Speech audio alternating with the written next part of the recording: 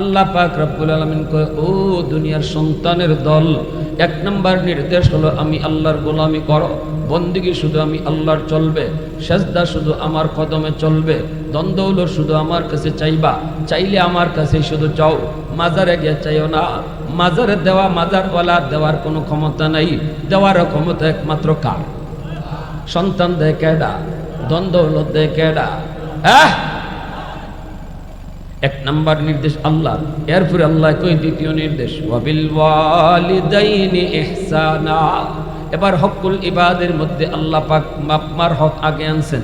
মুফাসসিরিনে কেরাম তাফসীরের কিতাবে লিখেন, হকুল্লাহ আর হকুল ইবাদ, আল্লাহর হক আগে, এরপরে বান্দার হক। বান্দার হকের মধ্যে সবার আগে বাপ-মার হক। এজন্য আল্লাহ পাক কইছে, মা বাবার সাথে উত্তম আচরণ করো, মা বাবার সাথে উত্তম আচরণ করো। কেমনে উত্তম আচরণ করব, এই কথাটা আল্লাহ নিজেই ব্যাখ্যা করে বুঝাইতেছেন। নামাজ কায়েম করো, কেমনে করব আল্লাহ নিজে ব্যাখ্যা করে নাই রে যুবক। কিন্তু মা বাবার সাথে উত্তম আচরণ করো, কেমনে করব এই কথাটা আল্লাহ কোরআনে নিজেই তাফসীর শুরু করছেন। ইম্মা বলে তাফসীর শুরু, আল্লাহর তাফসীর। আল্লাহু আকবার, জোরে কও। ওয়াবিল ওয়ালিদাইনি ইহসানা, এই কথাটার তাফসীর আল্লাহ নিজে করতেছে। ইম্মা ইয়াবলুগান্না ইনদাকাল কিবারা আহাদুহুমা আও কিলাহুমা ফালা তাকুল লাহুমা উফ ওয়ালা তানহারহুমা ওয়া কুল লাহুমা কাওলান কারীমা ওয়াখফিদ লাহুমা জানাহাদ যুল্লি মিনার রাহমা ওয়া কুর রাব্বিরহামহুমা কামা রাব্বায়ানি সগীরা। আল্লাহ পাক রব্বুল আলামিন কই, এ দুনিয়ার সন্তানের দল, শুনো কেমনে বাপ মার সাথে উত্তম আচরণ করবা। সর্ববয়সে বাপ মার সাথে উত্তম আচরণ করবা। তোমার বাবার বয়স কত, মার বয়স কত, এদিকে খেয়াল না। বাবা যখনই দেখছো, মারে যখন থেকেই পাইছো, আমি আল্লাহ বলতেছি। আল্লাহ কই কেমনে ভালো আচরণ করবা, আমি কই ব্যাখ্যা করে কই, বান্দা সাবধান, বাপ মার মুখ থেকে আহ উহ বের করায়ও না, ধমক দিও না। নরম নরম ভাষায় তোমরা কথা কয়ো, নরম নরম ভাষায় বাপ মার সাথে কথা কয়ো। শুনো, আর যখনই বাপ মার জন্য দোয়া করবা, তখনই আমার কাছে কইবা, রব্বিরহামহুমা কামা রাব্বায়ানি সগীরা। কেমনে দোয়া করবা, কেমনে দোয়া করবা, আমি আল্লাহ তোমাকে দোয়া শিখায় দেই। মার জন্য, বাবার জন্য দোয়া নিজের খুশি মতো কইরো না, আমি তোমাকে দোয়া শিখাই দিতেছি রে বান্দা। আল্লাহ যদি দোয়া শিখায় দেয়, দোয়া কবুল করব কেডায়? আওয়াজ দিয়ে এখন কেডায়? যিনি দোয়া কবুল করব, ইনি যদি দোয়া শিখায় দেয়, তাহলে বোঝা গেল ওনার শিখানো দোয়া অনুযায়ী দোয়া করলে কবুল উনি 100% কবুল করব। ঠিক না? নিজে রাখো। ফ্যাক্টরি মালিক যদি কয়, আমি তোমার দরখাস্ত শিখাই দেই, আমার কাছে কেমনে চাকরির আবেদন করতে হয়, হাজারো মানুষের চাকরি না হইল, যে দরখাস্ত নিজে শিখাই দিছে মালিকে, এইভাবে লেখলে বোঝা গেল তার চাকরি হইব 100%। আওয়াজ দেখো। মালিক কয়, শুনো কেমনে আমার কাছে আবেদন করবা, শিশু কালের কোথায় ইয়াদ করে দিও। আমারে কইও, মালিক আমার মা আমার বাবা শিশুকালে আমারে যেইভাবে আদর করেছেন, শিশুকালে আমারে যেই রকম মায়া করছে, যেমনটা নিজে না খায় আমারে খাওয়াইছে, নিজে না ঘুমায় আমারে ঘুম পাড়াইছে গো, আজকে কবরে আমার মারে বাবারে তুমি এরকম আদর কইরো। আমারে আমার মা আমার বাবা যেমন আদর করছে শিশুকালে, তুমি আজকে আমার আব্বা আম্মারে এরকম আদর কইরো। এ যুবক, কয়েকদিন আগে পত্রিকায় পাইলাম, রাশিয়ার একটা বিল্ডিং ধসে পড়ল। এই বিল্ডিং এর নিচ থেকে প্রায় 12-13 দিন পরে একটা মা এবং একটা দুধের বাচ্চারে উদ্ধার করলো। এক জায়গায় আটকা পড়েছিল মাটির নিচে, এখান থেকে উদ্ধার করলো। হসপিটালে রাখার পর দুজন বাচ্চা, মাও বাচ্চা, বাচ্চাটাও বাচ্চা। এইবার ডাক্তাররা দেখতেছি মার একটা আঙ্গুলের মাথাও নাই, প্রতিটা আঙ্গুলের মাথাগুলি কাটা। ডাক্তার জিগায়, মা গো আঙ্গুলের মাথাগুলো কেমনে কাটছে? মহিলায় কান্না শুরু করেছে আর কই, ডাক্তার কয়েকদিন পরেই যখন আমার বুকের দুধ শুকায় গেছে, এই অন্ধকার রুম, অল্প একটু আলো আসে, আমাদের ডাক কেউ শুনে না, আমি তো মনে করেছি জিন্দা কবর, আমার বাচ্চাটা দুধের বাচ্চাটারে নিয়ে আমি জিন্দা কবরে আছি, আমি যে বাঁচবো এমনকি বেঁচে আসবো কখনো ভাবি নেই। কিন্তু আমার দুধের বাচ্চাটা, আমার নিজের জানের প্রতি এত মায়া হয় নাই, আমার দুধের বাচ্চাটার প্রতি আমার যত মায়া, আমি দেখতেছি বাচ্চারা চোখের সামনেই মরে যাবে। 2 দিন 3 দিন পর যখন আমার বুকের দুধ শুকায় গেছে, আমি আমার দুধের বাচ্চাটারে কি খাওয়াবো? বাচ্চাটা কান্না করে। এক পর্যায়ে যখন তার মুখ শুকায় আসছে, তার জীবনের প্রদীপ আস্তে আস্তে নিভে যাইতেছে, জিব্বাটা পর্যন্ত দেখছি বাইরে আসতেছে। এখন আমি মা কি করব, আমার কোনো মাথায় আসে না, কোনো চিন্তা মাথায় আসে না। সাথে সাথে একটা বুদ্ধি আইছি, আমি আমার আঙ্গুলের মাথাটা কামড় দিয়া কাইট্টা ফেলাইছি, পুরা আঙ্গুলের মাথাটা কাইট্টা লাইছি, রক্ত বাইরিতেছে, এই রক্তটা আমার বাচ্চার মুখে ধরছি,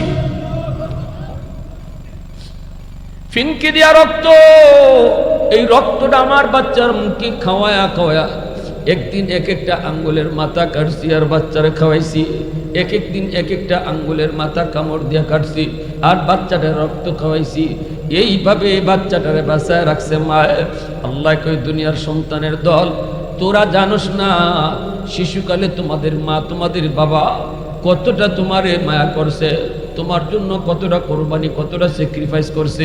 আমি আল্লাহ দেখেছি, তোরা ভুলে গেল, আমি আল্লাহ ভুলি নাই রে বান্দা।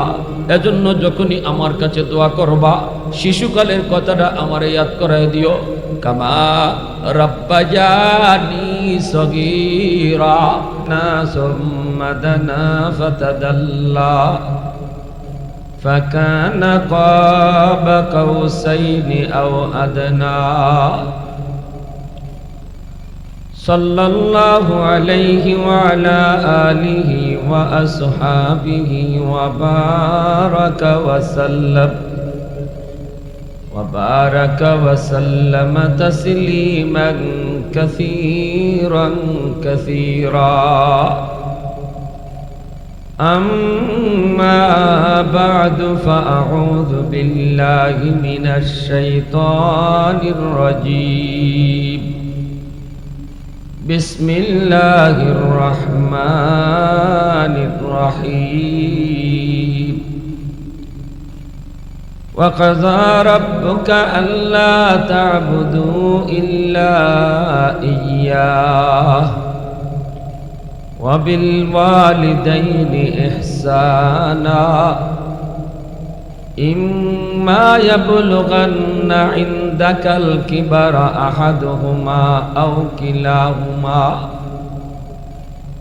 أو كلاهما فلا تقل لهما أف ولا تنهرهما وقل لهما قولا كريما واخفض لهما جناح الذل من الرحمة وقل رب ارحمهما كما ربياني صغيرا وقال رسول الله صلى الله عليه وسلم ثلاثة دعوات مستجابات لا شك فيه دعوة المظلوم ودعوة المسافر ودعوة الوالد على ولده أو كما قال النبي عليه الصلاة والسلام उल्फत में तेरी वैसी ने दंदान को दूरा बू बकर उमर नक्श कदम तेरा न छुरा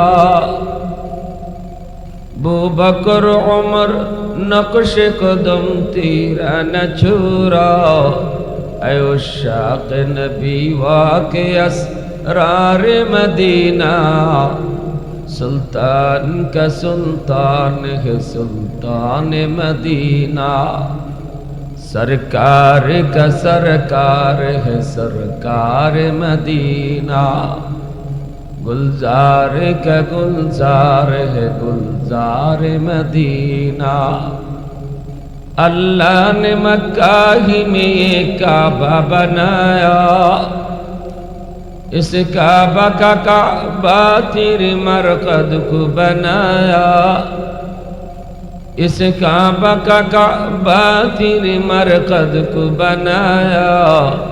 ऐसा लम्हा जी चले जा राह मदीना, सुल्तान का सुल्तान है सुल्तान मदीना, सरकार का सरकार है सरकार मदीना, गुलजार का गुलजार है गुलजार मदीना।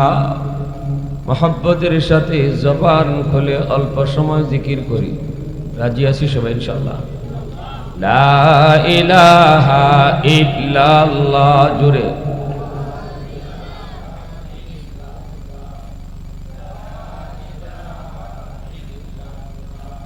লা ইলাহা ইল্লাল্লাহ,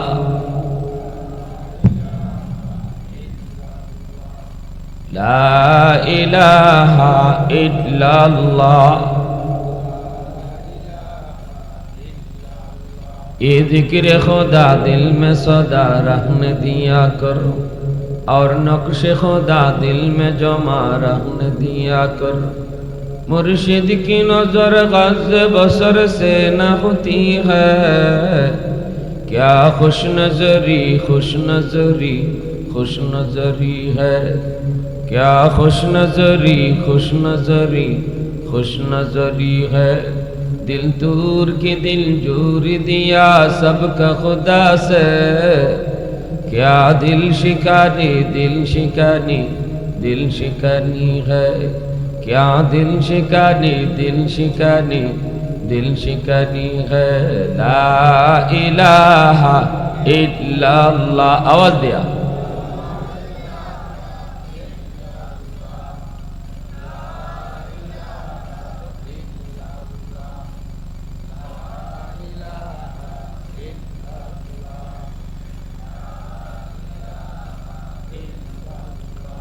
ला इलाहा इल्लल्लाहु मुहम्मदुर रसूलुल्लाह। জুড়ে সুরে বলি সাল্লাল্লাহু আলাইহি ওয়াসাল্লাম। ঐতিহ্যবাহী লামাগাঁও তালুকপাড়া গ্রামবাসীর উদ্যোগে আয়োজিত তফসিরুল কোরআন মাহফিলের সম্মানিত সদরি ইজলাস মাওলানা মামুন রশিদ সাহেব, ইমাম ও খতিব, লামাগাঁও তালুকপাড়া জামে মসজিদ। উপস্থিত জাতির বিবেক, জাতির কর্ণধার, এ জাতির সূর্য সন্তান, মঞ্চে আসীন উলামায়ে কেরাম, অত্র এলাকার মুরব্বিয়ানে এজাম, কলিজার টুকরো যুবক, পর্দার আড়ালে পর্দানিশীন সম্মানিত মা ও বোনেরা, আমার আলোচ্য বিষয় মাতা পিতার হক। মুআজ্জাজ হাজিরিন, একজন আদর্শ সন্তানের পেতে হলে, একটা আদর্শ সন্তান পেতে হলে আগে আদর্শ বাবা হওয়া লাগবে। একটি আদর্শ সন্তান পেতে হলে একজন আদর্শ মা হতে হবে। যদি আমি আদর্শ মা হতে পারি, আশা করা যায় আদর্শ সন্তান পাব। এজন্য মা বাবার দায়িত্ব আগে। মা বাবার কিছু করণীয় আছে। পৃথিবীতে এমন কোনো মা নাই, বাবা নাই যে বাপ মা ভালো সন্তান চায় না। সবাই চায় আমার সন্তান নেক সন্তান হোক, আদর্শবান হোক, মা ভক্ত হোক, বাপ মার সেবা করুক, মুরব্বীদের শ্রদ্ধা করুক, এলাকার মানুষ বলুক যে অমুকের একটা ছেলে মাশাআল্লাহ কত ভালো। কারণ সন্তানের কারণে অনেক সময় বাপ মার ইজ্জত বাড়ে, আবার সন্তানের কারণে বাপ মার ইজ্জত ডুবে, ঠিক না?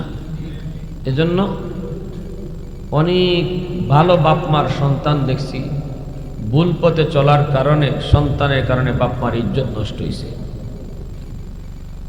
আবার মা বাপদের যদি কেউ নাও চিনে, সন্তান যদি আদর্শবান হয়, সন্তান যদি মানুষের মতো মানুষ হয় তাহলে সন্তানের ওসিলায় বাপ মারে চিনে। ওই যে যাইতেছে, চিনো চিনো উনি কেনা? আরে উনি ওই যে আমাদের এলাকার মুফতি সাহেব আছেন না, মুফতি সাহেবের আব্বা। মুফতি সাহেবের আব্বারে কেউ নামে চেনে না, মুফতি সাহেবের উসিলায়, ডাক্তার সাহেবের উসিলায়, ব্যারিস্টার সাহেবের উসিলায় তার বাবারে চেনে। এজন্য সকল মা বাবাই চায় আমার সন্তানটা এমনই আদর্শবান হোক, নেককার হোক, আদর্শবান হোক, চরিত্রবান হোক, মানুষের মতো মানুষ হোক, সুনাম ছড়িয়ে পড়ুক। আমি বুক ফুলাইয়া বলবো, আমি গর্ব করে বলবো, আমি খুশি মনে বলবো, আমার ছেলে, আমার ছেলে। আমার আম্মা দুনিয়াতে নেই, কিন্তু মনে পড়ে এখনো। আম্মা বলতেন, বাবা তোমার যখন ওয়াজ হয় আমাদের গ্রামে, তো আম্মা যাইতেন আমার ওয়াজ শোনার জন্য। তো পাশের মাহফিলের পাশে কোনো বাড়িতে যদি যেতেন, তো গেলে পরে আম্মাকে ওরা কি আদর, কি সমাদর যে করবে মহিলারা। আপনি হুজুরে আম্মা, আমরা তো বহুদূর থেকে এসেছি হুজুরে ওয়াজ শুনতে, অমুক বাড়ি থেকে এসেছি, তমুক বাড়ি থেকে এসেছি। মার বুকটা ভরে যায় খুশিতে, সন্তানের কারণে মারে মানুষ ইজ্জত দিতেছে, বাবারে ইজ্জত দিতেছে, সম্মান দিতেছে। এজন্য সকল বাপ মারই চাওয়া আমার সন্তানটা এমন একটি সন্তান হোক, কিন্তু কেউ পায়, কেউ পায় না। না পাওয়ার পিছনে কারণ অনেকটা বাপ মার। কারণ মা তার দায়িত্ব যা ছিল আদায় করি নেই, বাবার যা দায়িত্ব ছিল আদায় করি নেই। এজন্যই আমি শুরুতেই বলেছি কথাটা আমার আলোচনার অর্ধেক আলোচনার সারাংশ আমি প্রথম কথায় হেডলাইনে বুঝেছি। আমার আলোচনা এখন যা করব অর্ধেক আলোচনা, এর বাকি অর্ধেক অন্য বিষয়ে, সন্তানের করণীয় নিয়ে। কিন্তু বাপ মার করণীয় কি, এই বিষয়ে আমি এখন কিছু যে আলোচনা শোনাবো ইনশাল্লাহ। এই আলোচনার হেডলাইনটা হলো, আমি যদি একটি আদর্শ সন্তান চাই, অবশ্যই আমাকে একজন আদর্শ বাপ মা হতে হবে, ঠিক কিনা? এটা হলো আলোচনার হেডলাইন। এবার আসুন আমরা একটু বুঝি কি মা বাবার করণীয়। বাপ মা মনে রাখতে হবে, আমার যতগুলি করণীয় আছে, আমার যতগুলি দায়িত্ব আছে সন্তানের ব্যাপারে, সব বিষয় আমি এত আলোচনাতে যাব না। আপনারা অনেক শুনছেন, সন্তানের হক নিয়ে অনেক আলোচনা শুনছেন। ডান কানে আজান, বাম কানে কামত, আকিকা করা, সুন্দর নাম রাখা, এগুলো শুনছেন, এগুলো তো করবেনই। তবে সবচেয়ে বড় যে দায়িত্বটা মা বাবার, একটা আদর্শ সন্তান পেতে হলে, অথবা একজন আদর্শ বাপ হতে হলে, একজন আদর্শ বাবার পরিচয়, একজন আদর্শ মার পরিচয় হলো সবার আগে সন্তানকে সে আল্লাহর পরিচয় শেখাবে। কার পরিচয় শেখাবে? আল্লাহর পরিচয়। খালিক কে, আমার মালিক কে, তার পরিচয়টা আমি বাবা হিসাবে, আমি মা হিসাবে সন্তানের শিশুকালে তার কলিজায় আল্লাহর পরিচয়টা ঢুকাইয়া দেওয়া। কারণ শিশুকালটা কাদামাটির মতো, কাদামাটিতে আপনি যা খুশি লিখবেন, লিখতে পারবেন। মাটি যদি শক্ত হয় লিখতে চাইলেও লেখা যায় না। চারা গাছে পানি দিবেন, পানি কাজে লাগবে। গাছ যদি মোটা হয়ে যায় লাভ নেই।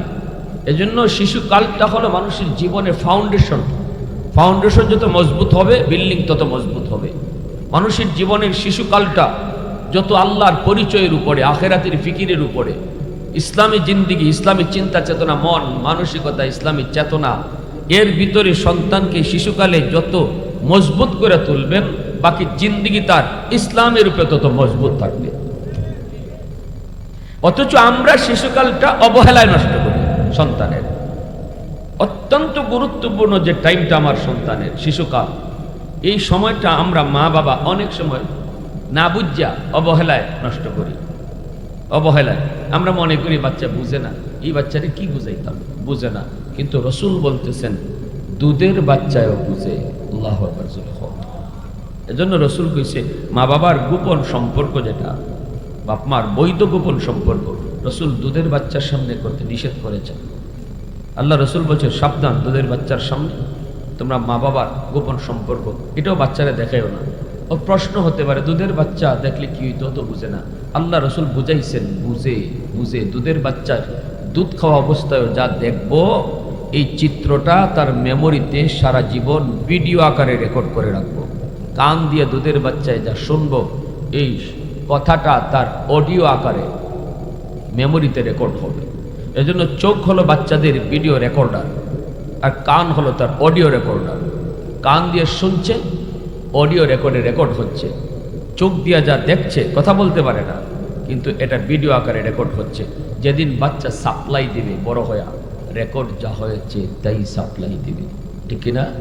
আমি টেপের মধ্যে রেকর্ড যা করবো তাই তো বাজবে। টেপে যদি আমি কোরআন তেলাওয়াত রেকর্ড করি, তেলাওয়াত বাজবে। টেপের মাঝে যদি গান রেকর্ড করি, গান বাজবে। আপনি বাইতুল্লাহর সামনে নিয়ে আল্লাহর ঘর খানায় কাবার ভিতরে ঢুকাইও যদি টেপরে বলেন তোর ফাও তুলি, এটা আল্লাহর ঘর, এখানে তুই গান বাজবি না, কোরআন তেলাওয়াত বাজ। টেপে আপনারে যা মন চায় তা গাল লিব, টেপে তো গাল নিতে পারে, নাহলে আপনারে যা মন চায় গাল লিব না। বলে তুই রেকর্ড করার সময় রেকর্ড করছো গান, আর এখন শুনতে চাস তুই কোরআন তেলাওয়াত, হ্যাঁ ঠিকই না? আর আপনি যদি তিলাওয়াত রেকর্ড করেন, সিনেমা হলের ভিতরে টেপ নিয়ে বাজান, এখানেও তিলাওয়াত বাজবে, ঠিক না? আমার সন্তানের শিশুকাল যদি তিলাওয়াতের উপরে রেকর্ড হয়, আল্লাহর পরিচয়ের উপরে তার মেমোরি রেকর্ড হয়, আখিরাতের ফিকির নিয়ে তারে বড় করে তোলা হয়, শিশুকালটা যদি ইসলামী জিন্দিগি চিন্তা চেতনার মধ্যে তারে বড় করা হয়, এই বাচ্চা ঢাকা ইউনিভার্সিটির বাংলা বিভাগ নাস্তিকদের ভিড়ে গেল, নাপাক জায়গায় গেলেও সে কোরআনের পক্ষে আওয়াজ উঠাবে। কারণ রেকর্ড যা হইছে তাই বাজাবে। সে বলবে আমার মা আমার রেকর্ড করে দিয়েছে, আমার বাবা আমার রেকর্ড করেছে। 5 বছর, 1 বছর মাদ্রাসায় 5 বছর পড়ছি শিশুকালে। আমার ভাইয়েরা, বন্ধুরা, যুবক, এজন্য বলবো আদর্শ সন্তান যদি পেতে হয়, আদর্শ বাবা হওয়া লাগবে, আদর্শ একজন মা হওয়া লাগবে। আমার সন্তানের প্রথম শিক্ষা হবে আল্লাহর পরিচয়। শিশুকালটা তারে আগডুম বাগডুম শিখায় কেন বড় করবে? আমার প্রশ্ন। আজও পর্যন্ত কোন শিক্ষকে আগডুম অর্থ কি কইতে পারছেনি? আর এখানে আগডুম অর্থ কি? আগডুম আপনি বাচ্চারা যে আগডুম বাগডুম শিখাইছি আমরা, আগডুম মানে কি, বাগডুম মানে কি, কোনো মানে আছে? আমার বাচ্চারে আগডুম বাগডুম নয়, বাচ্চাটারে যদি আল্লাহ আল্লাহ এবং তার রসুলের পরিচয় দিয়া শেখানো হইতো, ওই দেখা যায় তাল গাছ, ওই আমাদের গা, তাল গাছ দেখায় লাভটা হয়েছে গীতা, আমি এটা জানতাম। যদি তারা দেখানো হইতো ওই দেখা যায় মক্কা, ওই দেখা যায় মদিনা, তাহলে মক্কা মদিনা শিশুকালে তার দিল আর দেমাগে রেকর্ড হয়ে থাকতো, ঠিক না? এ যুবক, একটু চিন্তা করো, আমাদের কোন জায়গায় গন্ডগোল লাগায় দেওয়া হচ্ছে রে? কোথায় আমাদের সমস্যা বাজায় দেওয়া হচ্ছে? মূলে সমস্যা লাগায় দিতেছে, ঠিক কিনা? জোরা কও। আমাদের মূলে কিন্তু সমস্যা, রোগ কিন্তু এক জায়গায়, পরে চিকিৎসা দেই আরেক জায়গায়, লাভ হবে না। আগে রোগ ধরো, এরপরে চিকিৎসা। শিশুকালটা আমার সন্তানের ঘরের মধ্যে বড় করব, ধর্মীয় শিক্ষায় তারে বড় করো, ধর্মীয় শিক্ষা, চিন্তা চেতনা, ধর্মীয় সংস্কৃতি, এই ধর্মীয় সংস্কৃতিতে তারে বড় করো। ইউরোপীয় কালচারে নয়, ভারতীয় কালচারে নয়, ধর্মীয় কালচারে, ইসলামী কালচারে তারে শিশুকালটা বড় করো। ঘরের মধ্যে টেলিভিশন চলবে না, ঘরের মধ্যে ইন্ডিয়ান নাটক চালাও না। ইন্ডিয়ান নাটক, ইন্ডিয়ান কালচার, ভারতীয়দের কালচার, হিন্দুয়ানি কালচার যদি সন্তানদের ঘরের ভিতরে তুমি টেলিভিশনের ভিতরে দেখাও, এই সন্তান বড় হবে হিন্দুয়ানি কালচার মাথায় লইয়া। এজন্য তো একটা বাচ্চা কয়েকদিন আগে পত্রিকায় আইছে, বাচ্চাটা আইছে লন্ডন থেকে, বাবার সাথে দাদার মৃত্যু সংবাদ শুই না, ছোট্ট বাচ্চা বাবার সাথে আইছে, আইসা বাপরে কয় দাদার লাশের সামনে, মুসলমানের সন্তান, বাপরে কয় আব্বু আমার দাদারে কখন জ্বালাইব? দাদারে কখন? মুসলমানরে জ্বালায়নি, কিন্তু হে টেলিভিশনও খালি জ্বালানিই দেখছে, মরলে পরে খালি আগুন জ্বালানিই দেখছে, বাপ মায় খালি আগুন জ্বালানিই দেখাইছে। এটা দেখতে দেখতে সে মনে করছে মরে যাওয়া মানে আগুন দিয়ে জ্বালানি, কবর কিতা বুঝে না। তাইলে এটার জন্য বাচ্চা দায়ী না বাপ মা দায়ী? আওয়াজ আসতে কেন জোর? এখন কষ্ট পাইতেছেন আপনারা কি, নাকি আমার উপর রাগ করছেন? ভাই আমরা তো দোষ নেই, আমরা হইলাম আপনারা, আমরা জানুন সাবহল এখন সুডুমুডু একটা ডাক্তার, ওই ডাক্তারে আপনার রোগ ধরে দিয়ে যাইব। এখন আপনি ওষুধ খাইলে খাইন না খাইলে নেই, এটা ডাক্তারের মাথা ব্যথাটা। ডাক্তারে আপনার কইয়ে দিলাইছে এই আপনার রোগ এটা, আপনার ওষুধ এটা যান। এখন আপনি ওষুধ না খেয়ে যদি ভালো হয়ে যান, ডাক্তারের কোনো অসুবিধা আছে? কন আপনি আলিমুলা মাইয়া কয়ে দেব, দেখবেন কেউর শৈল্য লাগবো, কেউর মাথাত লাগবো, কেউর ভাত লাগবো, কথাগুলা লাগবো। লাগলে পরে যদি আপনি এটারে মনে করেন যে এটা হ্যাঁ আমার এটা রোগ, এখন আমার এই অনুযায়ী চিকিৎসা করা দরকার, ভালো আলহামদুলিল্লাহ, আপনার ওয়াজ শুনলেন, মানলেন, আপনি ওষুধও খাইলেন। আর যদি মনে করেন ইতা কথা হুজুররা কতই হয়, সব কথা মান্য পারা যায় না, আমারও অসুবিধা নেই। আপনি না মান্য যদি আল্লাহরে বুঝ দিতে পারেন, কোনো মেসাবের কোনো অসুবিধা আছে কি ভাই? কোনো মেসাবের কোনো অসুবিধা নেই। আল্লাহ কোনো নবীরে দুনিয়াত পাঠাইছেন না ফিটাইয়া নমাজি বানাইবার লাগে। আমার আপনার নবীরও আল্লাহ দুনিয়াতেই দায়িত্ব দিয়ে পাঠাইছেন না, শুধু কইছেন বন্ধু ওমা আলাইনা ইল্লাল বালাগ, আপনার দায়িত্ব কইয়া যাও, মানবো কেডায় মানবো না কেডায় এটা তোমার দায়িত্ব না, এটা আমি আল্লাহ বুঝবো। লাস্তা আলাইহিম বিমুসাইতির, বন্ধু তুমি দারোগা না, দারোগা না, নামাজ পড়ে না কইয়া তুমি ফিটাইতা, এজন্য আমি আল্লাহ তোমার দুনিয়া পাঠাইছি না। সুদ ছাড়ে না কইরা ফিটাইতা, এজন্য পাঠাইছি না। সুদ হারাম হয়ে যাও, সুদের শাস্তি কি তার শোনায় যাও, ঘুষের শাস্তি কি তার শোনায় যাও, রোজা না রাখলে শাস্তি কি তার শোনায় যাও। এইবার যে রোজা রাখে না এরে ফিটাইয়া রোজা রাখানি কোন নবীর দায়িত্ব না, কোন আলিমের দায়িত্ব না। যদি কেউ রোজা না রাখে আল্লাহরে বুঝ দেলাইতে পারে, কোনো মেসাবের কোনো অসুবিধা নেই, কোনো নবীরও কোনো অসুবিধা নেই। এজন্য পর্দার কথা, সুদের কথা আলিমুলামা কইব, কইতে গিয়ে আপনারা আলিমের উপরে বিরক্ত হইয়েন না। আপনারা এটা মান্য নিতা যে না এটা তো তাদের দায়িত্ব, কইয়া যাওয়া এই দায়িত্ব তো আমার রসুলের দায়িত্ব আছে, ঠিক কিনা জুড়ে বলেন? তবে আমরা দোয়া করব, আমরা প্রত্যেকেই এই মন নিয়ে এখানে বসবো যে প্রতিটা কথা আমার জন্য, এবং আমি এই কথা থেকে যা ট্রিটমেন্ট পাইতেছি, আমাকে যে ওষুধ বলে দেওয়া হচ্ছে ভালো হওয়ার, সুস্থ হওয়ার, সে অনুযায়ী আমি আমল করব। এই নিয়তে আমরা বসবো। রাজি আছি না সবাই ইনশাল্লাহ? রাজি আছি না সবাই ইনশাল্লাহ?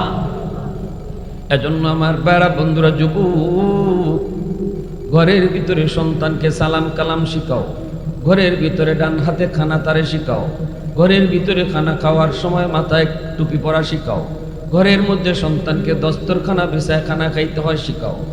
বাচ্চাটা শিশুকালে আপনারে জিজ্ঞেস করব, আম্মু ডান হাতে খানা খাইলে কি হয়? আপনি হয়। বাচ্চাটাই কইব আল্লাহ খুশি হইলে কি হয়? আপনি কইবেন জান্নাত পাওয়া যায়। অবুঝ বাচ্চারা জিগাইব আম্মা জান্নাত কারে কয়? কারণ বাচ্চারা বারবার প্রশ্ন করে, ঠিক না? মা বাবা তখন জান্নাতের পরিচয় শিখাও। অল্প কোথায় বাচ্চারা জান্নাতের পরিচয় তুমি শিখায় দাও। জান্নাত হলো মরণের পর এমন একটা শান্তির জায়গা, যেখানে গেলে পরে আল্লাহ পাক তুমি যা চাইবাই আল্লাহ তোমারে তা দিব। অবুঝ বাচ্চাটা দিলের ভিতরে জান্নাতের পরিচয় ঢুকে গেল, জান্নাতের পরিচয় সে পেয়ে গেল। এমনি ভাবে মুরব্বীদের সম্মান করতে হয়, সালাম দিতে হয়, সুন্দর করে সালামটা তারে শিখাও। আর ইকতেই বলো সালাম দিলে আমার নবী খুশি হয়, সওয়াব তোমার এই হয়, আমার রসুল খুশি হয়, রসুলের বহুত বড় সুন্নত। এই যে নবীর পরিচয় পাইল, নবীর পরিচয় জানলো, নবীর নামটা শুনলো, শিশুকালে দেখে দেখে সন্তান ঘরের ভিতরে যা শিখে মরণ পর্যন্ত সেটা আসর করে। মা বাবা হলো তার প্রথম শিক্ষক, ঘর হলো তার জীবনের প্রথম বিদ্যালয়। স্কুলে তো পড়ে দিবেন, মাদ্রাসায় তারে পড়ে দিবেন, কিন্তু কিছু সময় কিছু বয়স অন্তত 4 বছর 5 বছর পর্যন্ত ঘরে থাকে। এই ঘর হলো তার জীবনের প্রথম বিদ্যালয়ের যুবক, আর মা বাবা হলো তার প্রথম শিক্ষক। এজন্য বাপ মার কাছ থেকে সন্তান ঘরের মধ্যে যা শিখব, জীবনের প্রথম শিক্ষকের কাছ থেকে প্রথম মাদ্রাসায় যা শিখবে এটা মরণ পর্যন্ত কোনোদিন ভুলবে না। এই সময়টা তার টেলিভিশন দেখা দেখা নষ্ট করো না। এই বয়সটাতে তারে গান শুনে শুনে তারে নষ্ট করো না। মা যদি বেপরদায় চলে, সন্তান কিন্তু নিজে বেপরদা দেখে বেপরদা শিখতেছে। মা যদি মাথায় কাপড় না দেয়, মেয়েটা কিন্তু মাথায় কাপড় না দেওয়া শিখতেছে দেখে থেকে, এটা দেখে দেখে শিখতেছে। আর মা যদি মাথায় কাপড় দেওয়া করে, সন্তান মাথায় কাপড় দেওয়া শিখবে। মা যদি নামাজ পড়ে, শিশু বাচ্চাটা মার সাথে নামাজে দাঁড়ায়। বাবা যদি ঘরের ভিতরে নামাজ পড়ে, নফল নামাজ, সুন্নত নামাজ ঘরের ভিতরে যদি তুমি পড়ো, এজন্যই রাসূল কইছে ফরজ নামাজ মসজিদে পড়ো, নফল নামাজ সুন্নত নামাজ তোমরা ঘরে পড়ো। কারণ ঘরের মধ্যে যখন বাবা নামাজ পড়ে, তখন শিশু বাচ্চাটা নামাজ দেখে দেখে নামাজের চিত্র তার মেমোরিতে রেকর্ড হয়ে যায়। কোনোদিন নামাজের বিরুদ্ধে কথা বলবে না, সে কোনোদিন নামাজ ছাড়বে না। নামাজের প্রতি তার মহব্বত জন্ম নিবে। বড় হওয়ার পরে বলতে হবে না বাপ নামাজ পড়ো, বরং শিশুকাল থেকেই মারে বাপরে নামাজ পড়তে দেখে দেখা নামাজের প্রতি তার মহব্বত জন্ম নিবে। নামাজের সাথে তার সম্পর্ক তৈরি হয়ে যাবে। নামাজ তার কাছে অপরিচিত কিছু মনে হবে না, বরং নামাজটা তার কাছে দীর্ঘদিনের পরিচিত মনে হবে। আওয়াজ আসতে কেন জোরে এখন? এ যুবক, এখনো মনে পড়ে আমার আব্বা একজন সরকারি হেলথ ইন্সপেক্টর ছিলেন। আব্বা এখন বর্তমানে রিটায়ার। আব্বা কিন্তু আলেম না, কিন্তু উলামায়ে কেরামকে অন্তর থেকে মহব্বত করেন। মনে পড়ে আজও আব্বার একজন বন্ধু নিয়ে আব্বা আমাদের পাশের রুমে বসা। আমি ওই রুমটাতে আব্বার কাছে যাই ঢুকছি, তখন আমার বয়স হয়তো 8 বছর বা 9 বছর এরকম। আব্বার কাছে যাই ঢুকছি, কিন্তু সালাম দিতে ভুলে গেছি। লজ্জায় সালাম দিতে ভুলে গেছি, কারণ আব্বার একজন বন্ধু। অনেক সময় বাচ্চারা এরকম লজ্জা পায়, অনেক কিছু বইলা যায়। আমি আব্বার কাছে গেছি, সালামটা দেই নাই। আব্বা বলতেছে বাবা সালাম দিলা না? আমি বলতেছি আসসালামু আলাইকুম রহমতুল্লাহ। আব্বা যেভাবে শিখেছে, আমার আঙ্কেল বলতেছে ওয়ালাইকুম আসসালাম রহমতুল্লাহ। বাবা আল্লাহ তোমার নেক হায়াত দিক। তাই তো খুশি, কিন্তু আমার আব্বার মন খারাপ। আব্বা বলতেছেন বাবা তোমার সালাম নিব না, ঘর থেকে তুমি বের হও, আবার তুমি ঘরে ঢুকো। যেভাবে বাবা সালাম শিখাইছে এভাবে সালাম দিবা। ঘরে ঢুকবার সময় সালাম দিয়া ঢুকতে হয়, এভাবেই বাবা শিখাইছি। অতএব রুম থেকে বের হও, আবার সালাম দিয়া রুমে তুমি ঢুকো।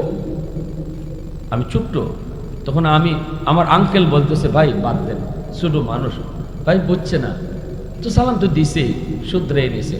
আব্বা তখন বলতেছেন ভাই এখন যদি সালামটা আমি ওর নেই, তাহলে সারা জীবন ইয়াদ থাকবে না। আর যদি রুম থেকে বাইর করে আবার তারে সালাম দিয়ে ঢুকাই, এটা সারা জীবন তার ইয়াদ থাকবে। ওই যে আমি রুম থেকে বের হয়েছি, আবারও সালাম দিয়ে ঘরে ঢুকছি। আজ থেকে 35 বছর আগের ঘটনা আজও আমার মনে আছে। এজন্যই বলেছি রে যুবক, বাবা হওয়া সহজ, কিন্তু আদর্শ বাবা হওয়া কঠিন। মা হওয়া সহজ, আদর্শ মা হওয়া কঠিন। আদর্শ সন্তান যদি পেতে চাও, আদর্শ মা হও, আদর্শ বাবা হও। ঘরটার মধ্যে তুমি সন্তানের জন্য ঘরটারে মাদ্রাসা বানাইলাও, ঘরটারে তুমি ধর্মীয় শিক্ষার একটা প্রতিষ্ঠান বানাইলাও, এখানেই তারে কলিমা শিখাও। আমরা তো দেখেছি আমাদের মা চাচিরা সাইর কলিমা তারা মক্তবা যাওয়ার আগে, মাদ্রাসা যাওয়ার আগে ঘরে ঘরে মা চাচিরা কালেমা শিখাইলিছ, ঠিক না নি? সূরা ফাতিহা, কুল হুয়াল্লাহ সূরা, ইন্না আতাইনাকাল কাউসার, শুরু শুরু সূরা আত-তাহিয়াতু, এগুলা তো মা বাবাই শিখাইছেন। ও বুঝ থাকতে ঘুমাই যাবার সময়, ঘুমানোর সময় মায়ের দোয়া শিখাইছেন, ঘুমের দোয়া। আর এখন মায়ের ঘুমের দোয়া কেমনে শিখবো? মায়ের নিজে তো ঘুমের দোয়া পড়ে না, মোবাইল টিপতে টিপতে ঘুমায়, ঠিক কিনা জোরে কও? ঘুমের দোয়া পড়ার টাইম কই? বাচ্চা একটু মার কাছ থেকে বাবার কাছ থেকে একটু ঘুমের দোয়া শিক্ষা ঘুমাইতো, দেখে বাপেও মোবাইল টিপন, মায়েও মোবাইল টিপন, তে বাচ্চায় কিতা শিখবো? বাচ্চাও মোবাইল টিপা শিখছে, এমন শিখাই শিখছে মোবাইলে ঢুকিয়া ফেসবুকও চালাইতে পারে দুধের বাচ্চা, অবুজ বাচ্চা। আর আমরার জমানায় আমার দাদি ছোট থাকতে, আমরা যখন ছোট আসলাম, আমার দাদি নতুন খালি মোবাইল বাইরেছে, কিছুদিন পর আমার দাদি কয়, ভাই মোবাইল টেহা কেমনে হারায়, আমি দিফত পাই না। আর ওখানের বাচ্চাতে বাপ মারি শিকায় কেমনে মোবাইলে কিতা করো, ঠিক না নি? কেন? কারণ এই জন্মের পর থেকে দেখতেছে আব্বাই মোবাইল টিফোন, মায় মোবাইল টিফোন, ঘুমাইবার সময়ও বাবা একদিকে মা আর একদিকে। এখন বাচ্চা মোবাইল লিয়া খাওয়াইতে গেলেও বাচ্চারা তো মোবাইল দিয়ে খাওয়ানি লাগে, হ্যাঁ, মানে মোবাইল না টিপাইলে বাচ্চা খায় না। এখন মা পড়ছে বিপদ, বাপও পড়ছে বিপদ, মোবাইল নিতে চাইলেই কান্দা ওঠে। এখন মা এদিকে বইলিয়া বইছে, বাপে এদিকে আরেকটা বইলিয়া বইছে, দুই বইলিয়া বইছে। এখন বাচ্চায় মোবাইল টিপ থেকে দেখে ডাইনে বাপে বই পড়ে, মায়ও বামে বই পড়ে। এখন এই দুইজনে বই পড়ার দিকে বাচ্চাও এতক্ষণ মোবাইল নেওয়ান গেছে না, এখন মোবাইল নিজেই তুইয়া হ্যাঁ নিজেও বইলিয়া বই গেছে। ওই যে ঘরের পরিবেশ বাপ মারে যা দেখে, আর দেখতে দেখতে ঘরের ভিতরে বাচ্চারা যেটা শিখবো, এটা শূন্য শূন্য শিখার থেকে খলজাকে বেশি বয়। আল্লাহু আকবার, জোরে বলো।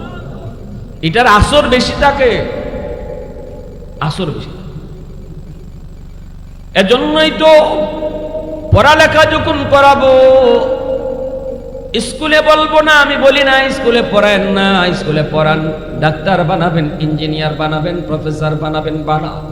কিন্তু আমার প্রশ্ন হলো, আমার সন্তানের ডাক্তার পরিচয় বড় পরিচয় নয়, সবচেয়ে বড় পরিচয় হলো সে মুসলমানের সন্তান। এজন্য সবার আগে তারে মুসলমানি শিখাও, আর মুসলমানি শিখাইতে হলে ঘরেও তারে মুসলমানি শিখাও। পড়ালেখা যখন করাইবা, এখানেও তারে তুমি 5 বছর নুরানি মাদ্রাসায় পড়াও, 5টা বছর তারে নুরানি মাদ্রাসায় পড়াও। এই 5 বছর এসে আল্লাহর পরিচয় কলিজায় নিবে, নবীর পরিচয় কলিজায় নিবে, নবীর আদর্শের কথাগুলি কলিজায় নিবে। এই স্লোগানটা তার কলিজায় শিখিয়ে দেওয়া হবে, এমনভাবে লিখে দেওয়া হবে, মোর এই জীবন জীবন নয়, মরণের পরের জীবনটাই হলো আসল জীবন। এই জীবনের সব কাজের হিসাব আল্লাহর সামনে দিতে হবে। আপনার সন্তানকে 5 বছরে তারে বোঝানো হবে, শেখানো হবে, হাতে কলমে তার মেমোরিতে রেকর্ড করানো হবে। দুনিয়ার সব মানুষে ধোঁকা দেওয়া যায়, কিন্তু খালিক আর মালিক রে ধোঁকা দেওয়া যায় না। এই শিক্ষাটা নিয়ে যদি আপনার সন্তান ডাক্তার হয়, আদর্শ ডাক্তার হবে, ডাকাত হইতো না, ডাকাত গেলে আপনার টেস্টের কথা কইতো না, টেস্টে তার পার্সেন্টেজ আছে, এই পার্সেন্টেজের লোভে পইরা রুগী গণিনা গরিব এটাও দেখে না, বাড়ি বেতন লাগবো না জমি বেতন লাগবো এটাও বুঝে না, গাই বেতন লাগবো নাকি ছাগল বেতন লাগবো এটাও বুঝে না, ডাক্তারের টেস্ট লাগবো 10টা, ঠিক না নি? ভালো করে ডাক্তারে জানে টেস্ট কতটা লাগে না, এরপরও দেখ, কারণ প্রত্যেকটা টেস্ট থেকে ডাক্তারের পার্সেন্টেজ আছে। Normal delivery case, normal delivery case normal হবে, এরপরও ডাক্তার কয় সিজার লাগবে, সিজার কেন কয়? সিজার করলে 20,000 টাকা বিল। এই বিলটার লোভে পইরা যেই ডাক্তার সুস্থ একজন মহিলাকে সারা জীবনের জন্য অসুস্থ বানায় দিল, এই ডাক্তার কইবেন না ডাকাইত কইবেন? কেন ডাক্তার হইও মানুষ হতে পারলো না, ডাকাত হলো? কারণ এই সাইনবোর্ড, এই শিক্ষা তার কলিজায় নাই। সবাইরে ধোঁকা দেওয়া যায়, কিন্তু আমার মালিক রে ধোঁকা দেওয়া যায় না। এই জীবনের প্রতিটা কাজের হিসাব পাই টু পাই আল্লাহর সামনে একদিন দিতে হবে। যদি 5টা বছর আপনি মাদ্রাসায় পড়ান, এই ছেলে ডাক্তার হলেও আপনার সন্তান আদর্শ আল্লাহওয়ালা ডাক্তার হবে, ঠিক কিনা ভাই? সব রে মুফতি সাহেব হইতে আমরা কই না, সব মুফতি সাহেব হয়ে গেলে ডাক্তারই বোকাটা। দেশ চলবো, পাইলট লাগবো, ইঞ্জিনিয়ার লাগবো, উকিল লাগবো, ব্যারিস্টার লাগবো, হাফিজ সাহেব আর মুফতি সাহেব হয়ে গেলে দেশ চলতো কেমনে? বানান, আমাদেরও আপত্তি নেই, কিন্তু আমার সন্তানের জীবনের প্রথম লেখাপড়া শুরু হবে আমার আল্লাহর পরিচয় দিয়ে। এজন্যই তো গারে হেরার মধ্যে, গারে হেরা জিবরাইল আমিন মায়ার নবীকে যখন বলতেছেন, নবী গো আপনি পড়েন, ইকরা। আল্লাহর নবী বলেন আনা বিকারিন, আমি পড়া জানি না। জিবরাইল আবার কয় নবী গো আপনি পড়েন, নবী বলেন আমি পড়া জানি না। আবারও জিবরাইল কয় নবী গো আপনি পড়েন, নবী বলতেছেন আমি পড়া জানি না। কেন নবী বলতেছিলেন পড়া জানি না? আল্লাহর নবী বুঝাইতেছেন জিবরাইল কার নামে ফরমু? কের ফরা তুমি কের ফরা কও। যখনই জিব্রাইল কয় ইকরা বিসমি রাব্বিকাল্লাযী খালাক, পড়েন আপনি আপনার রবের নামে, সাথে সাথে নবী কয় হ্যাঁ এখন পড়া যায়, যেই পড়া আমার রবের নামে এই পড়াই পড়া। এই কথা বইলেই নবী পড়া শুরু করে দিছে। वहदत की हिफाजत नहीं बेकुव्वत बाजू, वहदत की हिफाजत नहीं बेकुव्वत बाजू, आती नहीं कुछ काम हाक़ल खुदा, आती नहीं कुछ काम हाक़ल खुदा। ऐ मर्द खुदा तुझको कुव्वत नहीं हासिल, जा बैठ किसी गार में अल्लाह का करिया, ये सच है कि बातिल की तरफदार नहीं हम, गद्दार न समझो हमें गद्दार नहीं हम, फूलों की तरह नरम मिजाज अपना है नाज़ुर, हम तीरी नहीं नेज़ा व तलवार नहीं हम, हम तीरी नहीं नेज़ा व तलवार नहीं हा। मुसलमाনের আওয়াজ এখন আল্লাহু আকবার। তাহলে আমার সন্তানের সবচেয়ে বড় হক হলো আল্লাহর পরিচয় তারে শেখানো, আল্লাহর পরিচয় দিয়ে তার পড়ালেখা শুরু করা। খালি মক্তবে 1 ঘন্টা পড়াইলে কোনোদিন ইসলামের মৌলিক জ্ঞান তার শেখা সম্ভব না। ইসলামের মৌলিক জ্ঞানটা মুসলমানি যারে কয়, মুসলমানি যেই জ্ঞান শিখলে পরে অর্জন হয়, এটা মক্তবে পড়াইলে হয় না। আমি কইতেছি হয় না। 200 ছাত্ররে মক্তবের মেসাবে 1 ঘন্টা পড়াইবা, এই বাচ্চেন কি যা যেটা খালি এ উ গে গু করে, ঠিক না?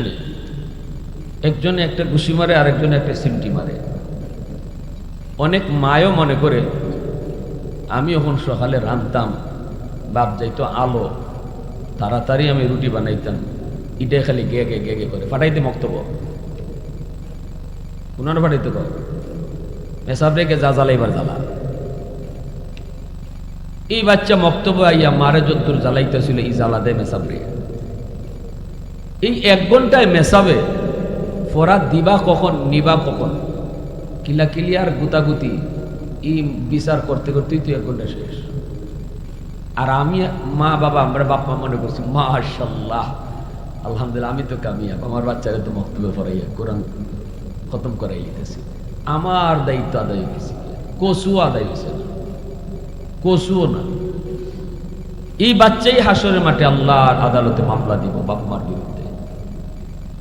কইব মালিক আমি তো আসলাম তোমার ওলি হইয়া, কারণ আল্লাহ রাসূল তার হাদিসে বলছেন কুল্লু মাউলুদিন ইউলাদু আলাল ফিতরা ফাআবাওয়াহু ইউহাব্বিদানিহি আও ইউনাসসিরানিহি আও ইউমাজ্জিসানিহি আও কামা ক্বালান নাবিয়্যু আলাইহিস সালাতু ওয়াস সালাম। নবীজি বলেন সমস্ত সন্তান দুনিয়াতে আগমন করে আল্লাহ পাকের মারিফত কলিজায় লইয়া। মঈনুদ্দিন চিশতি, আব্দুল কাদের জিলানী যেমন আল্লাহর ওলির যুবক, আমার আপনার সন্তানও এইরকম আল্লাহর ওলি হইয়া দুনিয়াতে আসে। আল্লাহু আকবার জোরে কও। কিন্তু এরপরে তার এই বুজুর্গি নষ্ট করে তার বাপ মা।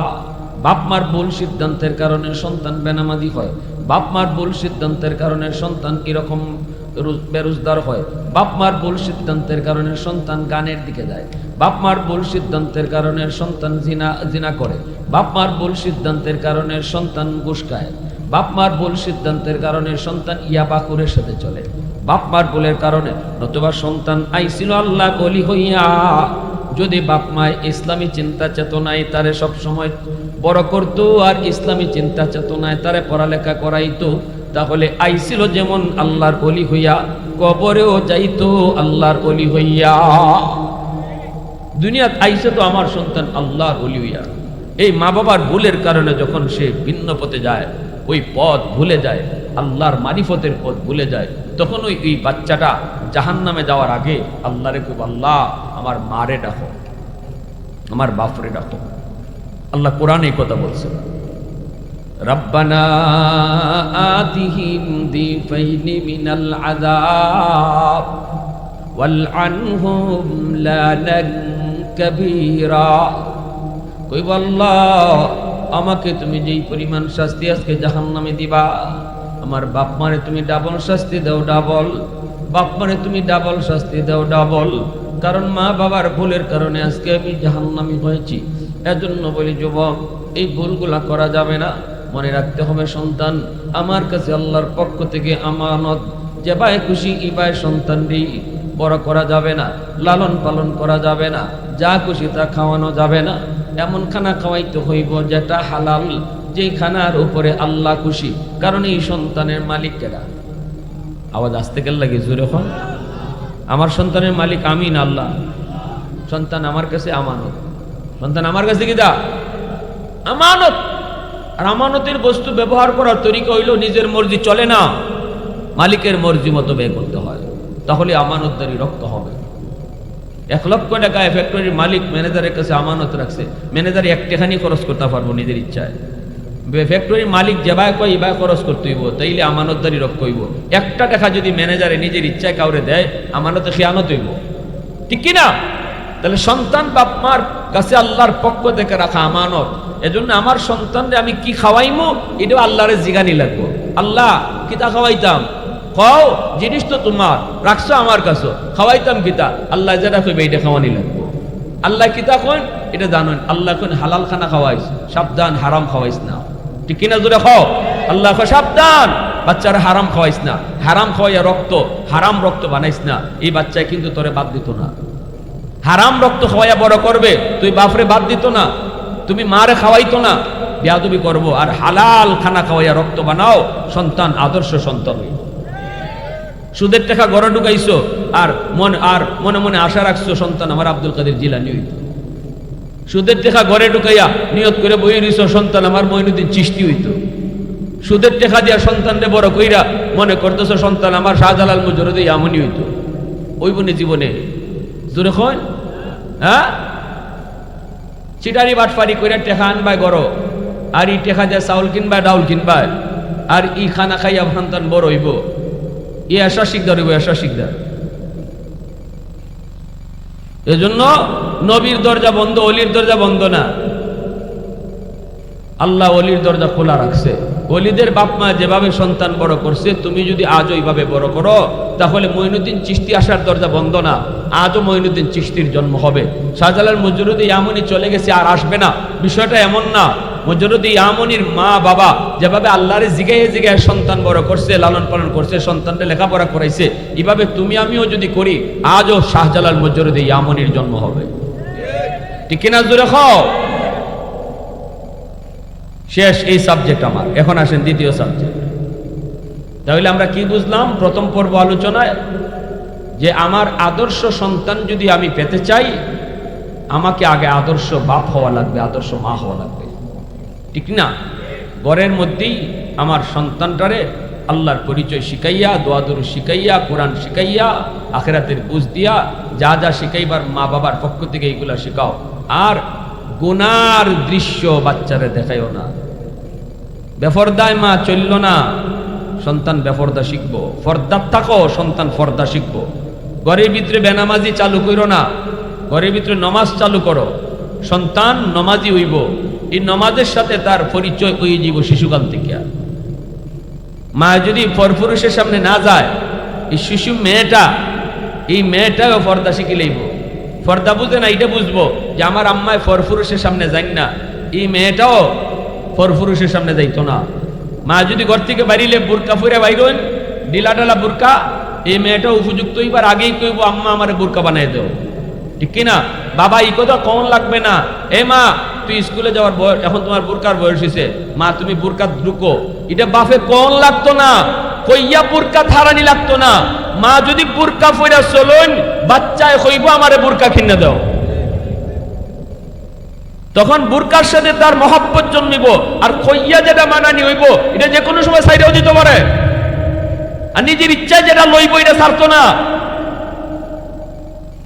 আর হাজিরিন, উলামায়ে কেরাম, দেশ থেকে দেশান্তর, নদী থেকে বন্দর, গ্রাম থেকে শহর ঘুরে ঘুরে শুধু এই মেসেজগুলাই দিতেছে যে মূল ঠিক করো, মূল ঠিক করো, ফাউন্ডেশন মজবুত করো, পরে খাইন্দ লাভ হইতো না।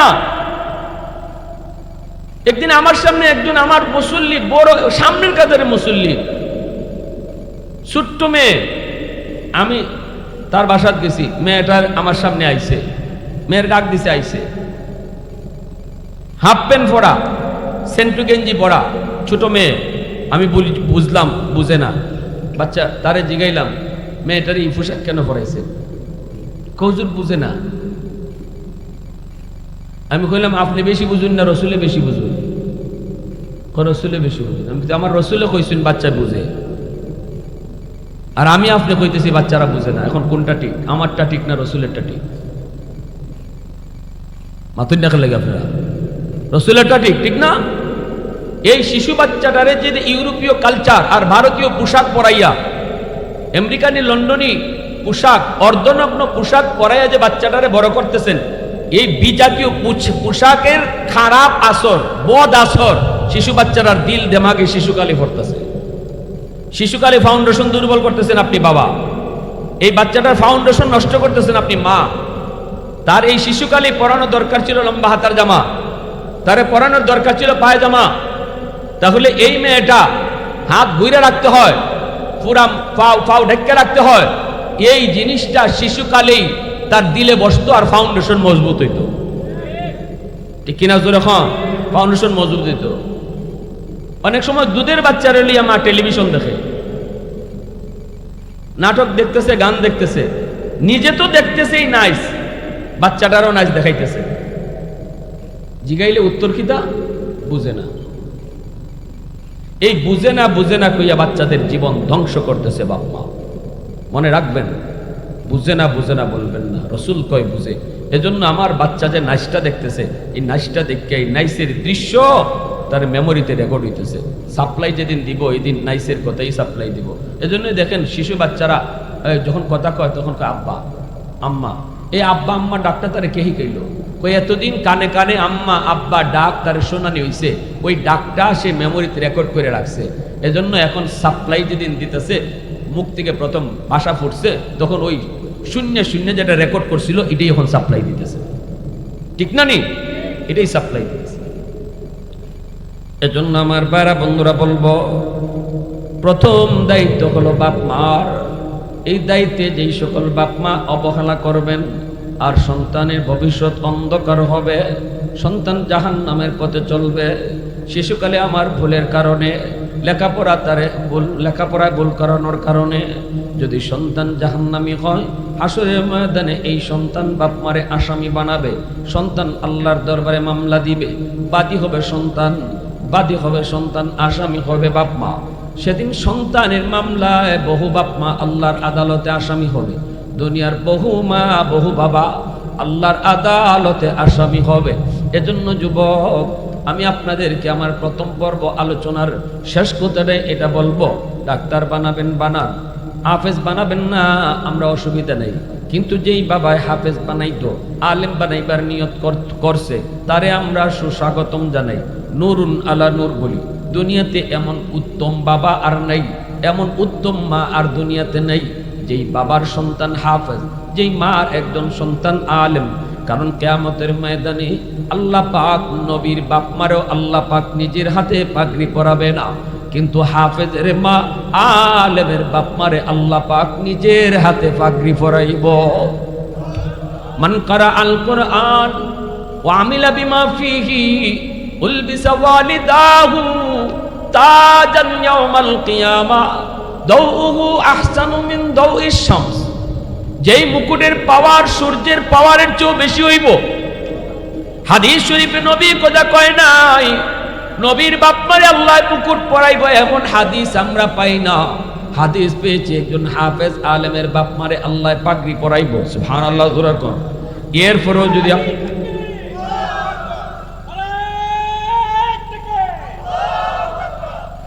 এরপরেও বলি, যদি আপনি নিয়োগ করেন ডাক্তার বানাবেন, ইঞ্জিনিয়ার বানাবেন, কলেজে পড়াবেন, ভার্সিটিতে পড়াবেন, তাও আমরা নিষেধ করি না। তবু আপনারে আমরা সুস্বাগতম, আপনারে আমরা আহলান সাহলা জানাই, আপনারা ওয়েলকাম জানাই, আপনাকে আমরা ধন্যবাদ দেই। কিন্তু একটা জায়গায় আমাদের অবজেকশন, শিশুকালে আগডুম বাগডুম পরে তারে বড় কইরেন না। ওই দেখা যায় তাল গাছ দেখায় দেখায় বড় কইরেন না। আগডুম বাগডুম না পড়ায় আল্লাহ রসুলের নাম শিখায় বড় করো। তাল গাছ না দেখায় মক্কা মদিনা দেখায় তারে বড় করো। 5টা বছর তারে নুরানি মাদ্রাসায় পড়াও, এরপরে তারে হাই স্কুলে দাও, ডাক্তার ইঞ্জিনিয়ার বানাও। তাহলে সন্তানের ফাউন্ডেশন ইসলামী জিন্দিগির উপরে মজবুত হয়ে উঠব। এ যুবক, এবার আল্লাহ পাক বলেন ওয়াকাযা রাব্বুকা আল্লাহ তা'বুদু ইল্লা ইয়্যা ওয়া বিল ওয়ালিদাইনি ইহসানা ইম্মা ইয়াবলুগান্না ইনদাকাল কিবারা আহাদুহুমা আও কিলাহুমা ফালা তাকুল লাহুমা উফ ওয়ালা তানহারহুমা ওয়া কুল লাহুমা কাওলান কারীমা। আল্লাহ পাক রব্বুল আলামিন কয়, ও দুনিয়ার সন্তানের দল, 1 নম্বর নির্দেশ হলো আমি আল্লাহর গোলামি করো, বন্দেগী শুধু আমি আল্লাহর চলবে, সেজদা শুধু আমার কদমে চলবে, দ্বন্দ্ব শুধু আমার কাছে চাইবা, চাইলে আমার কাছে শুধু চাও, মাজারে গিয়ে চাইও না। মাজারে দেওয়া, মাজারওয়ালা দেওয়ার কোনো ক্ষমতা নাই, দেওয়ার ক্ষমতা একমাত্র কার? সন্তান দেয় কেডা? দ্বন্দ্ব দেয় কেডা? 1 নম্বর নির্দেশ আল্লাহ। এরপরে আল্লাহ কই দ্বিতীয় নির্দেশ ওয়াবিল ওয়ালিদাইনি ইহসানা। এবার হকুল ইবাদের মধ্যে আল্লাহ পাক বাপমার হক আগে আনছেন। মুফাসসিরিনে কেরাম তাফসীরের কিতাবে লিখেন হকুল্লাহ আর হকুল ইবাদ, আল্লাহর হক আগে, এরপরে বান্দার হক। বান্দার হকের মধ্যে সবার আগে বাপমার হক। এজন্য আল্লাহ পাক কইছে মা বাবার সাথে উত্তম আচরণ করো, মা বাবার সাথে উত্তম আচরণ করো। কেমনে উত্তম আচরণ করব, এই কথাটা আল্লাহ নিজেই ব্যাখ্যা করে বুঝাইতেছেন। নামাজ কায়েম করো, কেমনে করব আল্লাহ নিজে ব্যাখ্যা করে নাই রে যুবক। কিন্তু মা বাবার সাথে উত্তম আচরণ করো, কেমনে করব এই কথাটা আল্লাহ কোরআনে নিজেই তাফসীর শুরু করছেন। ইম্মা ইম্মা বলে তাফসীর শুরু, আল্লাহর তাফসীর। আল্লাহু আকবার, জোরে কও। ওয়াবিল ওয়ালিদাইনি ইহসানা, এই কথাটার তাফসীর আল্লাহ নিজে করতেছে। ইম্মা ইয়াবলুগান্না ইনদাকাল কিবারা আহাদুহুমা আও কিলাহুমা ফালা তাকুল লাহুমা উফ ওয়ালা তানহারহুমা ওয়া কুল লাহুমা কাওলান কারীমা ওয়াখফিদ লাহুমা জানাহাদ যুল্লি মিনার রাহমা ওয়া কুর রাব্বিরহামহুমা কামা রাব্বায়ানি সগীরা। আল্লাহ পাক রব্বুল আলামিন কই, এ দুনিয়ার সন্তানের দল, শুনো কেমনে বাপ মার সাথে উত্তম আচরণ করবা। সর্ববয়সে বাপ মার সাথে উত্তম আচরণ করবা। তোমার বাবার বয়স কত, মার বয়স কত, এদিকে খেয়াল না। বাবা যখনই দেখছো, মারে যখন থেকেই পাইছো, আমি আল্লাহ বলতেছি। আল্লাহ কই কেমনে ভালো আচরণ করবা, আমি কই ব্যাখ্যা করে কই, বান্দা সাবধান, বাপ মার মুখ থেকে আহ উহ বের করায়ও না, ধমক দিও না। নরম নরম ভাষায় তোমরা কথা কয়ো, নরম নরম ভাষায় বাপ মার সাথে কথা কয়ো। শুনো, আর যখনই বাপ মার জন্য দোয়া করবা, তখনই আমার কাছে কইবা রব্বিরহামহুমা কামা রাব্বায়ানি সগীরা। কেমনে দোয়া করবা, কেমনে দোয়া করবা? আমি আল্লাহ তোমাকে দোয়া শিখায় দেই। মার জন্য, বাবার জন্য দোয়া নিজের খুশি মতো কইরো না, আমি তোমাকে দোয়া শিখাই দিতেছি রে বান্দা। আল্লাহ যদি দোয়া শিখাই দেয়, দোয়া কবুল করব কেডায়? আওয়াজ দিয়ে কোন কেডায়? যিনি দোয়া কবুল করব, ইনি যদি দোয়া শিখাই দেয়, তাহলে বোঝা গেল ওনার শিখানো দোয়া অনুযায়ী দোয়া করলে কবুল উনি 100% কবুল করব। ঠিক না? নিজে রাখো।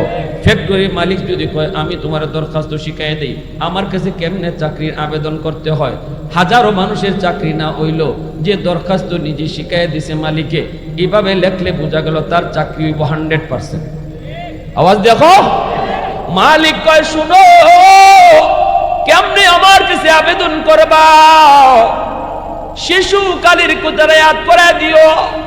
আমারে কইও মালিক, আমার মা আমার বাবা শিশুকালে আমারে যেইভাবে আদর করেছেন, শিশুকালে আমারে যেই রকম মায়া করছে, যেমনটা নিজে না খায় আমারে খাওয়াইছে, নিজে না ঘুমায় আমার ঘুম পাড়াইছে গো, আজকে কবরে আমার মারে বাবারে তুমি এরকম আদর কইর। আমারে আমার মা আমার বাবা যেমন আদর করছে শিশুকালে, তুমি আজকে আমার আব্বা আম্মারে এরকম আদর কইর। এ যুবক, কয়েকদিন আগে পত্রিকায় পাইলাম রাশিয়ার একটা বিল্ডিং ধসে পড়ল। এই বিল্ডিং এর নিচ থেকে প্রায় 12-13 দিন পরে একটা মা এবং একটা দুধের বাচ্চারে উদ্ধার করলো। এক জায়গায় আটকা পড়েছিল মাটির নিচে, এখান থেকে উদ্ধার করলো। হসপিটালে রাখার পর দুজন বাচ্চা, মাও বাচ্চা বাচ্চাটাও বাচ্চা। এইবার ডাক্তাররা দেখতেছি মার একটা আঙ্গুলের মাথাও নাই, প্রতিটা আঙ্গুলের মাথাগুলি কাটা। ডাক্তার জিগায় মা গো আঙ্গুলের মাথাগুলো কেমনে কাটছে? মহিলায় কান্না শুরু করেছে আর কই ডাক্তার কয়েকদিন পরে যখন আমার বুকের দুধ শুকায় গেছে, এই অন্ধকার রুম, অল্প একটু আলো আসে, আমাদের ডাক কেউ শুনে না। আমি তো মনে করেছি জিন্দা কবর, আমার বাচ্চাটা দুধের বাচ্চাটারে নিয়ে আমি জিন্দা কবরে আছি, আমি যে বাঁচবো এমনকি বেঁচে আসবো কখনো ভাবি নেই। কিন্তু আমার দুধের বাচ্চাটা, আমার নিজের জানের প্রতি এত মায়া হয় নাই, আমার দুধের বাচ্চাটার প্রতি আমার যত মায়া, আমি দেখতেছি বাচ্চারা চোখের সামনেই মরে যাবে। 2 দিন 3 দিন পর যখন আমার বুকের দুধ শুকায় গেছে, আমি আমার দুধের বাচ্চাটারে কি খাওয়াবো? বাচ্চাটা কান্না করে। এক পর্যায়ে যখন তার মুখ শুকায় আসছে, তার জীবনের প্রদীপ আস্তে আস্তে নিভে যাইতেছে, জিব্বাটা পর্যন্ত দেখছি বাইরে আসতেছে। এখন আমি মা কি করব, আমার কোনো মাথায় আসে না, কোনো চিন্তা মাথায় আসে না। সাথে সাথে একটা বুদ্ধি আইছি, আমি আমার আঙ্গুলের মাথাটা কামড় দিয়া কাইট্টা ফেলাইছি, পুরা আঙ্গুলের মাথাটা কাইট্টা লাইছি, রক্ত বাইরিতেছে, এই রক্তটা আমার বাচ্চার মুখে ধরছি, ফিনকি দিয়া রক্ত, এই রক্তটা আমার বাচ্চার মুখে খাওয়ায়া খাওয়ায়া একদিন এক একটা আঙ্গুলের মাথা কাটছি আর বাচ্চারে খাওয়াইছি, এক একদিন এক একটা আঙ্গুলের মাথা কামড় দিয়া কাটছি আর বাচ্চাটার রক্ত খাওয়াইছি। এইভাবে বাচ্চাটারে বাঁচায় রাখছে মা। আল্লাহ কই দুনিয়ার সন্তানের দল, তোরা জানোস না শিশুকালে তোমাদের মা তোমাদের বাবা কতটা তোমারে মায়া করছে, তোমার জন্য কতটা কোরবানি কতটা স্যাক্রিফাইস করছে। আমি আল্লাহ দেখেছি, তোরা ভুলে গেল, আমি আল্লাহ বলি নাই রে বান্দা। এজন্য যখনই আমার কাছে দোয়া করবা শিশুকালের কথাটা আমার ইয়াদ করায় দিও, কামা রাব্বায়ানি সগীরা, এই কথাটা আমি আল্লাহর ইয়াদ করায় দিও, শিশুকালের কথাটা আমার ইয়াদ করায় দিও। কত মারে আমি দেখেছি অসুস্থ সন্তানের মাথার পাশে বইসা কইছি আল্লাহ ও মালিক, ডাক্তার রূপ ধরতে পারে না, আমার কলিজার টুকরা সন্তান বুঝি মারা যাবে, আল্লাহ জানি না কয়দিন হায়াত রাখছো, আমি মা আমার হায়াতটা সন্তানরে দিয়ে দিলাম, তবু আমার সন্তানরে তুমি বাঁচাও। কত বাবায় কইছে আল্লাহ আমার হায়াত দিয়ে দিলাম, আমার সন্তানরে তুমি হায়াত বাড়ায় দাও। অসুস্থ সন্তানরে নিয়া গভীর রাত বাবা পাগলের মতো কাদের মধ্যে লইয়া দৌড় দিছে ডাক্তারের কাছে, রিক্সা পাবে কি গাড়ি পাবে কি পাবে না কোনো খেয়াল নাই। পাগলের মতো কত বাবা গভীর রাতে সন্তান কুলে নিয়ে দৌড় দিছে, অথচ নিজের শরীরে রোগের কোনো অভাব নাই, নিজে ডাক্তার দেখায় না, সন্তানের জন্য পাগল হয়ে যায়। আল্লাহ কয় বান্দা তুই ভুলা গেছো, আমি আল্লাহ বলি নাই, আমি বলি নাই, এই দৃশ্যগুলি এখনো আমি আল্লাহর মনে আছে। এজন্য যখনই বাপ মার কথা তুই দোয়া করবি, আমি আল্লাহর কাছে শিশুকালের কথাটা কইস। আল্লাহু আকবার জোরে কও, আরেকটু জোরে কও না আল্লাহু আকবার। প্রশংসা করব কার? আরেকটু জোরে কও না কার? আলহামদুলিমান কদ্দারা খাইরাম ওয়া খাবালা والشكر لمن صور حسنا وجمالا فرد صمد عن صفة الخلق بريء رب أزلي خلق الخلق كمالا لا ضد ولا ند ولا حد لمولى الآن كما كان ولم يلق زوالا الآن كما كان ولم يلق زوالا محبتের আওয়াজে বলি আল্লাহু আকবার। এজন্য আল্লাহ পাক রব্বুল আলামিন কই বান্দা শোনো, বৃদ্ধ বয়সটা তুমি আলাদাভাবে খেয়াল রাখো। বৃদ্ধ বয়সে বাপ মা কিন্তু শিশু বাচ্চার মতো। তোমার শিশুকালের কথাটা তুমি কুইয়াত রাখো। শিশুকালে তুমি অনেক কিছু বাবার কাছে চাইতে। তোমার পকেটেও সেদিন টাকা ছিল না, তুমি রুজি রোজগার করতে পারো না। কিছু চাইলে বাবার কাছে চাও, কিছু চাইলে মার কাছে চাও। বাবা কিন্তু তোমার জন্য বাজার থেকে টিকে নিয়ে আসতো। নিজেরটা না আনলেও তুমি যা চাইছো এটা বাবাই পূরণ করার চেষ্টা করতো। বাবার পকেটে টাকা না থাকলে বন্ধুর কাছ থেকে ঋণ কইরা হলো তুমি সন্তানের জন্য কিছু না কিছু নিয়ে আসতো। আল্লাহ কো বান্দা, একটু তুই খেয়াল করিস, আজকে তোর বাবা তোর মা, বাবার কোমরে শক্তি নাই, হাতে শক্তি নাই, পকেটে টাকা নাই। বাবার যদি ঔষধের প্রয়োজন হয় তুমি সন্তানের কাছে চাইব, কইব বাজান আমার গ্যাস্ট্রিকের ট্যাবলেট শেষ, ট্যাবলেটটা নিয়ে আসিস। বাবা আমার প্রেসারের ওষুধ শেষ, ওষুধটা নিয়ে আসবি। বাবা রে শীতে বড় কষ্ট পাই, শীতের কাপড় নিয়ে আসবি। আল্লাহ পাক কয় বান্দা, শিশুকালে তুই যেভাবে তোর বাবার কাছে চাইতি, আজকে বৃদ্ধ বয়সে তোর বাবা তোর কাছে চায়। একটু মনে করিস, বাবা যখন তোর কাছে চাইব ধমক দিস না, মনটা খারাপ করিস না। কারণ শিশুকালে তুই যখন চাইতি বাবা মন খারাপ করতো না, বরং নিজেরটা না কিনে বাবা তোমারটা আগে কিনতো। তোমার জিনিসটা বাবা আগে নিয়ে আসতো। আজও বাবারটাই তুমি আগে কিনবা, আজও তুমি মারটাই আগে কিনবা। এজন্যই পবিত্র কোরআনের সূরাতুল বাকারার মধ্যে আল্লাহ পাক রব্বুল আলামিন কয়, বন্ধু মানুষ তোমার কাছে জানতে চায় সম্পদ কোন পথে ব্যয় করব। ওয়ায়াসআলুনাকা মাযা ইউনফিকুন কুল মা আনফাকতুম মিন খায়র ফালিল ওয়ালিদাইনি ওয়াল আকরাবিন।